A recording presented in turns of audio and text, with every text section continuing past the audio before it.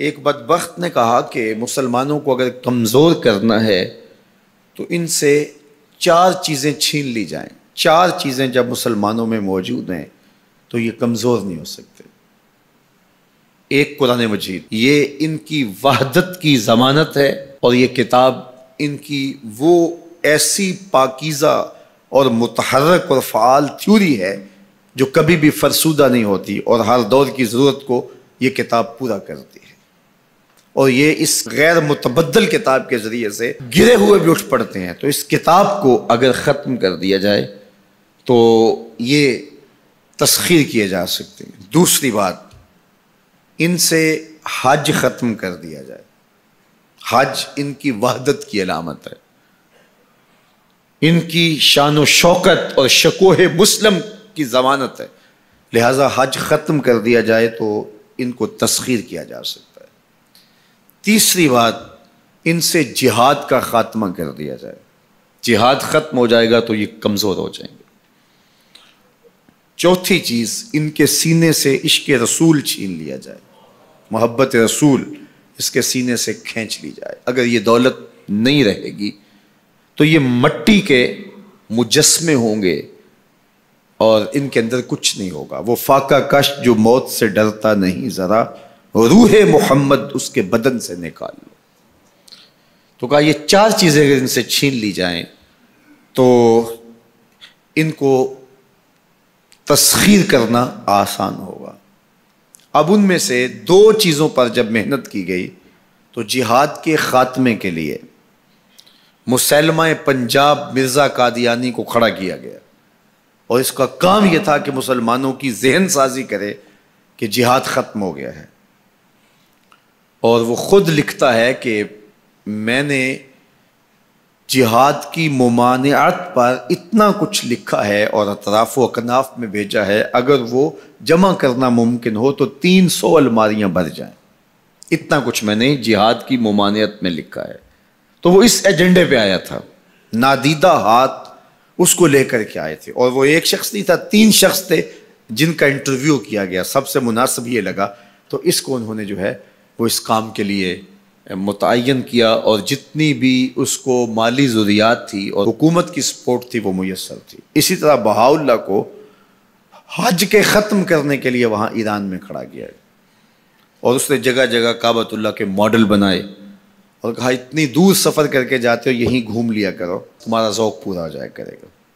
اب یہ 2 لوگوں کو نادیدہ ہاتھوں نے ان 2 چیزوں کو ختم کرنے کے لیے، جہاد اور حج کو ختم کرنے کے لیے تیار کیا تھا، اور ان کے اوپر اس زمانے کے اندر انہوں نے کروڑوں روپے لگائے تھے. اب جب وہ مر بھی گئے ہیں تو ان کے متبعین کو وہ اسی طرح سپورٹ کر رہے ہیں، اس لیے ان کے متبعین جو ہیں وہ موجود ہیں. باقی جس نے بھی ادعائے نبوت کیا پاگل پن کی وجہ سے، یا جو ہے وہ اس کے اندر کوئی صلاحیت تھی تو وہ تکبر میں آ گیا، تو اس پاگل پن کی وجہ سے اس نے اعلان کیا، جب وہ گیا تو سلسلہ ختم ہو گیا. لیکن یہ جو 2 لوگ تھے ان کو باقاعدہ نادیدہ ہاتھوں نے کاشت کیا تھا اور پھر پانی دیا تھا، اور اب یہ کٹ گیا ہے تو نیچے سے ان کی پنیری کو وہ اب بھی جو ہے وہ پانی دے رہے ہیں اور گوڈی کر رہے ہیں، اور مسلمانوں کے اندر رخنہ اندازی کے لیے انہوں نے ہمیشہ ان کو فعال رکھا ہے اور ان کو ہمیشہ وسائل فراہم کر رہے ہیں.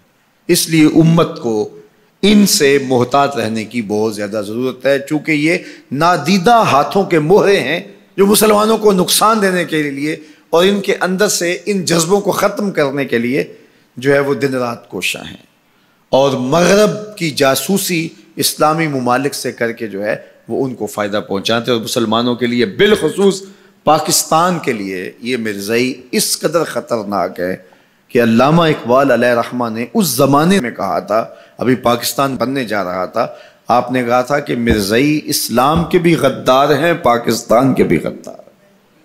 اور پھر زمانے نے دیکھا، علامہ اقبال علیہ رحمہ تو 1938 میں انتقال کر گئے، لیکن 47 میں پاکستان بنا تو لوگوں نے دیکھا کہ ان لوگوں نے پاکستان کی مخالفت کی، اور جب پاکستان ٹوٹا، 2 ٹکڑوں میں تقسیم ہوا، تو اس وقت قادیاں میں چراغاں کیا گیا، انہوں نے خوشی کا اظہار کیا.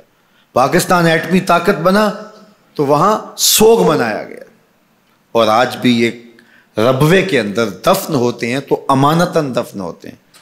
ان کا یہ مکروہ عقیدہ ہے کہ پاکستان ٹوٹ جائے گا اور ہمیں یہاں سے اٹھا کر کے ہماری گندی لاشوں کو وہاں ربوے سے قادیان کے اندر شفٹ کیا جائے گا.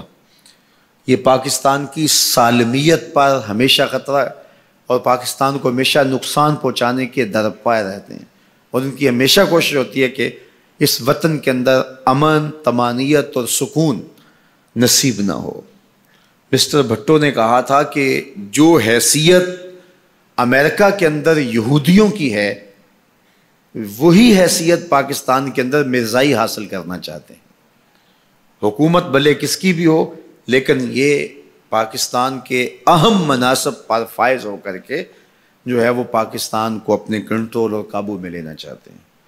لیکن اللہ بھلا کرے ان لوگوں کا جنہوں نے دن رات کی کاوشوں سے، محنتوں سے آئین کے اندر ان کو غیر مسلم قرار دلوایا. علماء نے، مشائخ نے، سب لوگوں نے، تمام مسالک کے لوگوں نے مل کے اس میں کاوش کی، محنت کی کہ یہ 7 ستمبر کا دن تھا، 1974 کی شام تھی، 4:35 ہو رہے تھے کہ جب دستخط ہوئے کہ مرزائی چاہے ربوی ہوں چاہے لاہوری ہوں کافر ہیں. اور پھر ہر سمت سے نعرہ تکبیر اور نعرہ رسالت کی آوازیں آنے لگی اور تاجدار ختم نبوت زندہ باد کی صدائے دل نواز گونجنے لگی.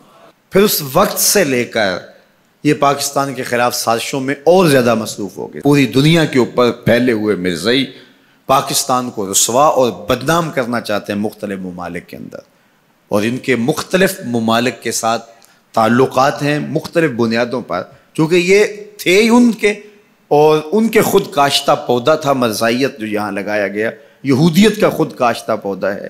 لیکن مرزائی یہ نہیں سمجھتے کہ پاکستان یوں ہی نہیں بنا، یہ کسی حادثے کا نتیجہ نہیں تھا، پاکستان محبوب کی نگاہوں کا نتیجہ تھا. اللہ کے خاص فضل سے یہ پاکستان مارز وجود میں آیا، اس لیے یہ مٹنے کے لیے بنا ہی نہیں تھا، قیامت تک قائم رہنے کے لیے بنا.